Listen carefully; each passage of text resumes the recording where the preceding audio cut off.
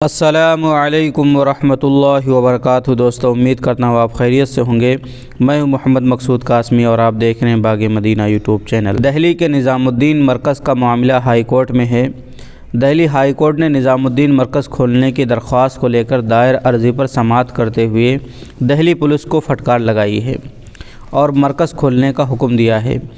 Delhi police نے Delhi high court کو یہ بتایا کہ ہم نظام الدین مرکز کی چابی مولانا سعد کو سونپ دیں گے۔ مارچ 2020 سے نظام الدین میں تبلیغی جماعت کے مرکز بنگلے والی مسجد پر لگاتار پابندیوں سے متعلق دہلی پولیس کے موقف کو مسترد کرتے ہوئے دہلی ہائی کورٹ نے پیر کے روز پولیس کو حکم دیا کہ وہ مرکز نظام الدین کی چابیاں مولانا سعد کے حوالے کر دیں۔ اس سال مارچ میں عدالت نے رمضان کے مہینے میں مسجد کی 5 منزلوں پر نماز ادا کرنے کی اجازت دے دی تھی۔ مئی میں ہائی کورٹ نے مسجد انتظامیہ کو مارچ 2020 کے بعد پہلی بار رمضان کے مہینے کے بعد عوام کو داخلے کی اجازت دی۔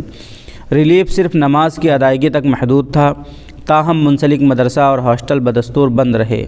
جسٹس جسمیت سنگھ نے پیر کو کہا کہ چابیاں اس شخص کے حوالے کرنی ہوں گی جس سے وہ لی گئی ہیں۔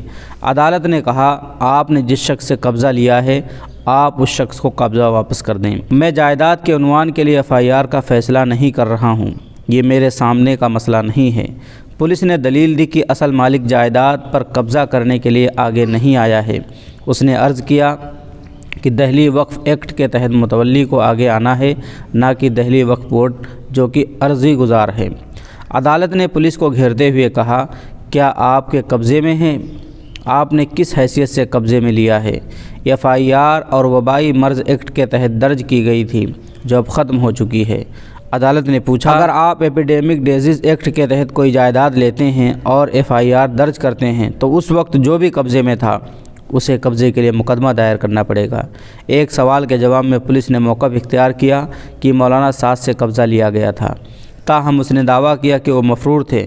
مرکز انتظامیہ کی نمائندگی کرنے والے وکیل نے کہا کہ مولانا سعد صرف نظام الدین میں ہیں اور مفرور نہیں ہیں اور وہ پولیس کے سامنے پیش ہوں گے۔ تو دوستو، یہ تھی مختصر سی خبر کہ مرکز نظام الدین کی جو چابیاں لی گئی تھیں، جو کچھ حصے بند تھے، وہ اب پولیس کو سونپنا ہوگا مولانا سعد کو، وہ چابیاں واپس کرنی ہوں گی۔ دوستو، آپ کی اس کے متعلق کیا رائے ہے ہمیں کمنٹ کر کے ضرور بتلائیں، اور پہلی بار اگر چینل کو دیکھ رہے ہیں تو ہمارے چینل کو ضرور سبسکرائب کر لیں۔ السلام علیکم ورحمۃ اللہ وبرکاتہ۔